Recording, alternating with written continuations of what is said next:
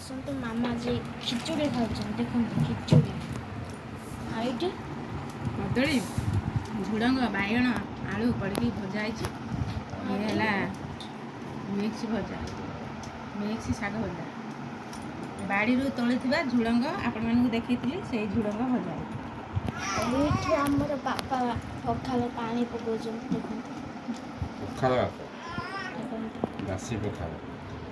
ଇଏ ହେଉଛି ଶାଗ ଭଜା, ଇଏ କଦଳୀ ଆଳୁ ଝୁଡ଼ଙ୍ଗ ଭଜା ହେଇଛି, ଆଉ ଆମ ବେଟା ଖାଇବ ମିକ୍ସଚର, ଆଉ ଇଏ ହେଉଛି ଭେଣ୍ଡି ଆଳୁ ଆଉ ଗୋଟେ ଆମ୍ବୁଲଟେ ଆସିନି ଆସିବ ଆମ୍ବୁଲ ପଡ଼ିକି ଚକଡ଼ା ହେବ।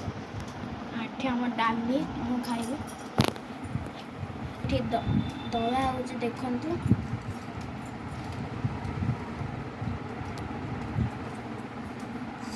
ବାପା ଏଇଠି ଦଳୁଛନ୍ତି ଭେଣ୍ଡି ଆଉ ଏଇଠି ଆଳୁ ଏଇଠି ଆମ ଚିଲି ଲଙ୍କା ଚେରି ଲଙ୍କା ଆଉ ଚେରି ଲଙ୍କା ଭାରି ରାଗ।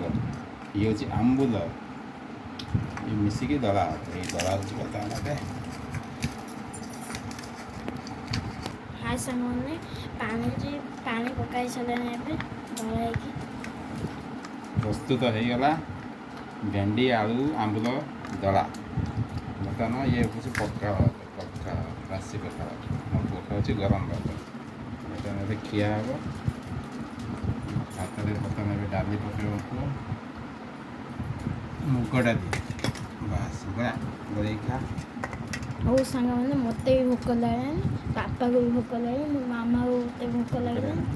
ଆମେ ସବୁ ଖାଉଛୁ ଏବେ ଏଇ ଭିଡ଼ିଓଟା ଆପଣମାନେ ବି ରଖୁଛୁ। ଖାଆନ୍ତୁ। ଆପଣମାନେ ବି ଖାଆନ୍ତୁ। ଯଦି ଖାଇବାକୁ ଇଚ୍ଛା ଅଛି ମୋ ମାମା ପଳେଇ ଆସିବେ ଖିଚୁଡ଼ି ଖାଇବେ ଟିକେ। ମୋ ସାଙ୍ଗମାନେ ରଖୁଛି।